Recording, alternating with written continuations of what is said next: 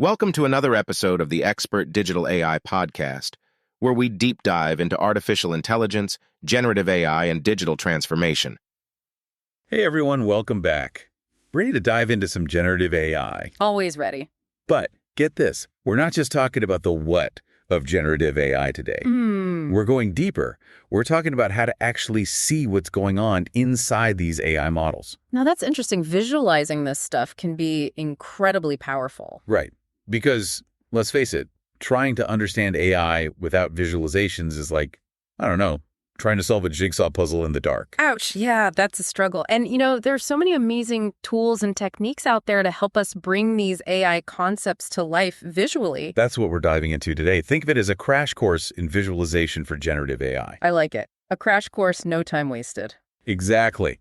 So we're going to unpack why visualization matters, what techniques you need to know, and we'll even look at some super cool ways people are already using them. Sounds like a plan. So where are we getting all this wisdom from today? Our guide today is Rick Spare. You know him, right? Yeah, total legend. He's been in the AI game forever. Over 20 years. Yeah. He really knows his stuff. And he just published this fantastic LinkedIn article today, actually, September 27th, 2024. It's part of his Generative AI Tip series. I saw that. Super interesting stuff. Right. And what I love about Spare's approach, he cuts straight to the chase. He says, visualization is like this superpower for anyone working with generative AI, which I totally agree with. It's true. Visualizations can make all the difference when you're trying to understand and explain complex AI stuff. It's not even just about making things look pretty, although that's a bonus. It's about getting a deeper understanding of how these AI models actually work. It's like you're peering right into the brain of the machine. Okay, I'm hooked already. So Spare talks about this thing called exploratory data analysis, or EA. Honestly, it sounds kind of intimidating. Oh, don't let the jargon scare you. It's actually pretty straightforward. Okay, break it down for me. Imagine you're setting off on a trip to a brand new city, right? You wouldn't just wander around aimlessly, would you? No way. I'd want a map first, for sure. Exactly. E-Day is like having that map, but for your data. It helps you see the lay of the land, get a sense of the patterns and the overall picture before you even start building your AI model. So it's all about getting to know your data inside and out. Precisely. And that's where visualization comes in. It's like putting on a pair of X-ray glasses and seeing right through to the heart of your data. I like that.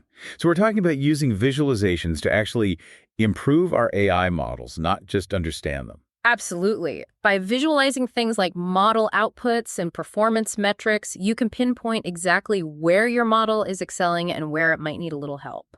Okay, so it's like having a coach for your AI, helping it train and get better over time. Exactly. And think about it. If you can see how your AI is making decisions, you can start to identify potential biases or errors that might be creeping in. Which is so important, especially as these AI models are being used for increasingly critical tasks these days. Couldn't agree more. It's all about transparency and accountability. But let's be honest, sometimes even with the best AI in the world, things can still go wrong. Oh, for sure. Building AI is not always smooth sailing. You're bound to hit a few bumps in the road. And that's where Spare says visualization can be a lifesaver. Yeah. He talks about how it can be a game changer for debugging and troubleshooting those pesky AI problems. It's like having a superpower, right? Being able to zoom in and see those tiny errors or biases that might be hiding in your data. So we're talking about using visualizations to improve our models, make them more accurate, less biased, and all that good stuff. Well, exactly. And there's another huge benefit of visualization that we haven't even touched on yet, communication. Oh, that's a big one. I feel like trying to explain complex AI stuff to someone who's not in the field can feel like, I don't know, speaking to a different language. I feel that. But what if there was a way to make it click for everyone? Well, there is. And that's where visualization comes in again. It's like a universal language that everyone can understand regardless of their technical background. So true. A picture really is worth 1,000 words, especially when you're dealing with something as complex as AI. Right. You can show someone a graph or a chart and suddenly it just clicks. They get it. It's like you're giving them a peek behind the curtain and showing them the magic that's happening inside the AI. And the best part is that there are so many different types of visualizations out there, each one offering a unique perspective on your data. It's like having a whole arsenal of tools at your disposal. Okay, I'm ready to dive into that toolbox. What kind of visualizations are we talking about here? What are the must-knows for anyone working with generative AI? Well, Spare breaks it down into 9 key visualization techniques that are super useful for this kind of work. 9. Okay, let's start unpacking those. Sure. So first up, we have things like histograms and density plots.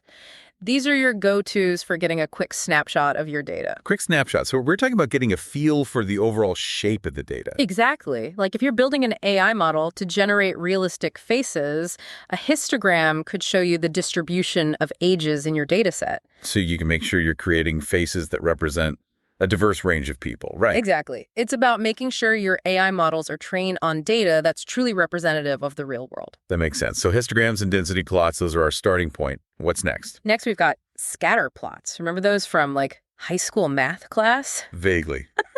Dots on a graph, right. They always seem kind of random to me. Well, in the context of AI, scatter plots can be incredibly useful for spotting relationships between different variables in your data. So instead of just seeing individual data points in isolation, you can start to see how they're connected, like a giant web of information. Exactly. And by understanding those connections, you can start to build more accurate and sophisticated AI models. Okay, I'm starting to see how powerful this visualization stuff can be. What other visualization tricks does Spare have up his sleeve? Well, we've got box plots and violin plots, which might sound a little intimidating, but they're actually pretty intuitive once you get the hang of them. Okay, demystify those for me. Think of them like quick summaries of your data's distribution. Imagine you're looking at a data set of, say, house prices. A box plot could show you the median price, the range of prices, and any outliers like that one super expensive mansion in the neighborhood. So it helps you get a quick visual overview of the data spread. That's super helpful. And what about violin plots? How are those different? They're similar to box plots, but they give you a little bit more information by showing you the density of the data at different points. So you're not just seeing the range, you're also seeing where the data is clustered together. Okay, so it's like a more nuanced view of the data's distribution. Got it. What else? Next up, we have heat maps, which are amazing for spotting patterns in large data sets. Heat maps. Those are always visually interesting, lots of colors. But how do they actually work? Imagine you're analyzing data from a website, like which pages are people visiting the most? A heat map could show you exactly where people are clicking, with brighter colors indicating more activity. They would be so helpful for web designers. It's like seeing a heat map of where people are congregating in a city. You want to be where the action is. Exactly. And then we have line plots and area plots, which are great for visualizing trends over time. So if you wanted to see how something has changed over a certain period. Exactly. Like, let's say you're tracking the performance of your AI model over time. A line plot could show you how the model's accuracy has improved as it's been trained on more and more data. So you could literally see the AI getting smarter over time. That's wild. Okay, what else have we got? Well, we've also got good old-fashioned bar charts and stacked bar charts, which are super simple, but still incredibly powerful for comparing different categories. Those always remind me of grade school, but I'm guessing they have a place in the world of sophisticated AI as well. Absolutely. Imagine you're analyzing a data set of text generated by an AI.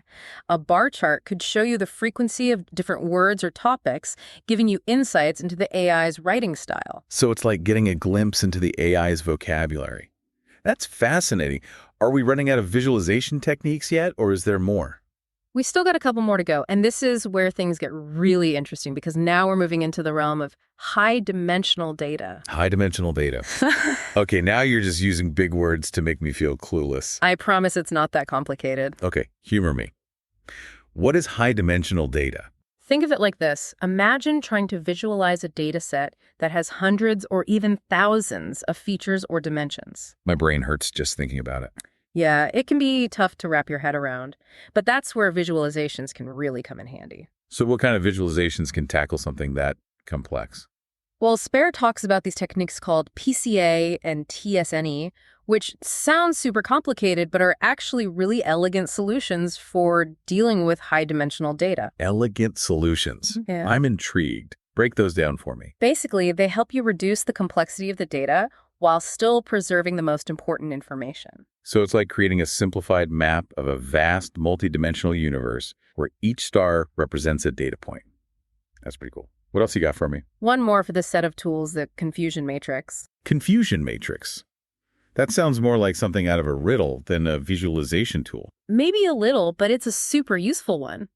Imagine you've trained an AI to distinguish between pictures of cats and dogs. Okay.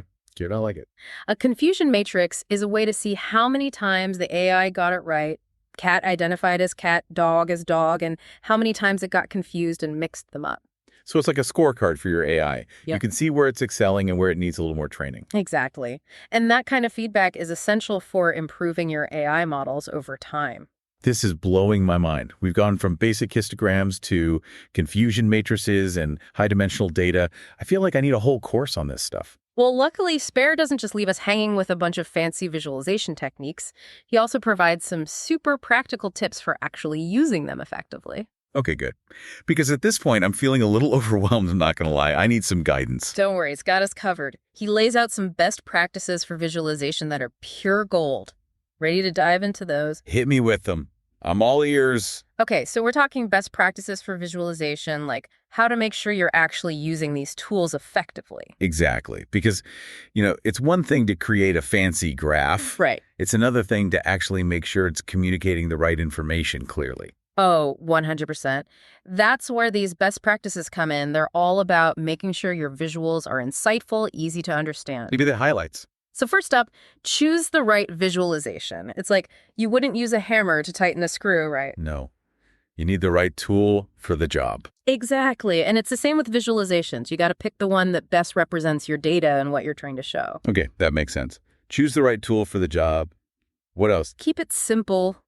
I know, it's tempting to cram in all the data, all the bells and whistles. Oh, I've been there. Yep. I love a good bell and whistle. They can be fun, but sometimes less is more, A clean, uncluttered visualization, that's what really makes an impact. So true. Don't overwhelm people with too much information all at once. Exactly. And while we're on the topic of keeping things clean, Spare also talks about using a consistent design. Okay, so like using the same color scheme, fonts, that kind of thing. You got it. It's all about creating a cohesive look and feel. Like it's all part of the same story. Exactly. It just makes everything look more professional, more polished. Okay. Consistency is key. Got it. What else? Context. Don't just throw a chart at someone without any explanation. You mean like don't just show a graph of rising sea levels without mentioning climate change? Exactly. You got to give people the background information they need to understand what they're looking at. So titles, labels, annotations, all that good stuff. Yes. Guide your audience through the data. Help them connect the dots. Don't leave them hanging, okay? We've got the right tool. Keep it simple. Be consistent. Give context. What else? Highlight those key insights. Ooh, I like that. Make those aha moments really pop. Exactly. Use color, use bolding, whatever you got to do to draw attention to the most important parts of your visualization. Because sometimes those insights can get lost in the data if you're not careful. Absolutely. And last but not least, validation. Okay, so double check your work. Basically. You got to make sure your visualizations are accurate, that they're actually reflecting the data correctly. Because a pretty visualization means nothing if it's based on faulty data. Exactly. Garbage in, garbage out, as they say. Truth. So we've got our toolbox of visualization techniques. We've got our best practices for using them effectively. But now I'm curious, how is all of this actually being used out there in the real world? Right. Like, are there real-life examples of this stuff in action? Exactly. Because so far, this has all been very theoretical. Well, the good news is that Spare gives us some really cool examples of how visualization is being used in all sorts of fields. Okay, hit me with it. What kind of mind-blowing applications are we talking about? Let's start with something everyone loves, fashion. Fashion. Okay, I would not have thought of that, but I'm here for it. Right. So imagine using generative AI to create completely new clothing designs. Okay, that's pretty cool. Yeah. But where does visualization come in? Well, Spare talks about how fashion designers can use visualizations to explore different design elements. They can see how different sleeve styles, for example, tend to be paired with certain necklines or fabrics. Oh, that's interesting. So it's like using data to understand fashion trends and create something totally new and innovative. Exactly. And it goes even further. Imagine being able to visualize the color palettes of entire fashion collections. Oh, wow. So you could see how colors have evolved over time. Exactly. Or even predict future color trends. Okay, that would be a game changer for fashion designers. It's like having a crystal ball that reveals the future of style. Right. And that's just one example. Visualization is also making a huge impact in automated content creation. Automated content. So like using AI to write articles or social media posts. Exactly. And what's cool is that you can use visualizations to analyze the text data. You can see what topics are trending, what kind of language is resonating with people. Oh, that's incredibly valuable for anyone who creates content. You could use that information to tailor your message, reach a wider audience. Exactly. And it's not just about analyzing what's already out there. Spare talks about how visualizations can actually help guide the creation of new content. So like using data to inform your creative process. Precisely. And you know what else is super cool? What? Visualizing music. Visualizing music. I don't think I'm picturing that. I know, it sounds kind of crazy, right?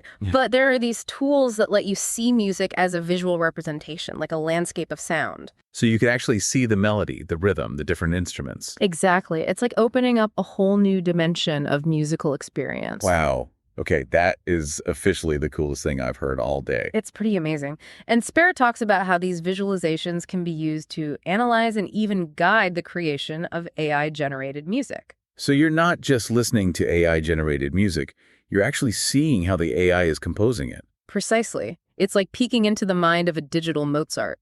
My mind is officially blown. This visualization stuff is seriously powerful. But as with any powerful tool, I'm guessing there are challenges. You're absolutely right. It's not all sunshine and rainbows. Spare does a great job of outlining some of the hurdles you might encounter when visualizing this kind of data. Okay, good. Because I was thinking, it can't all be this easy, right? Mm. What are some of the challenges we need to be aware of?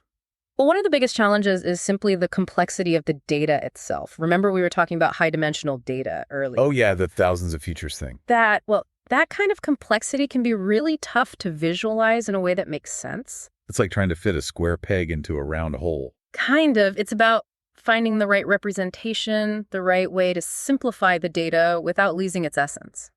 Okay, so data complexity is a big one. What else? Right, like finding a way to present that data in a way that people can actually wrap their heads around. Exactly. And that actually leads us to another challenge: interpretation.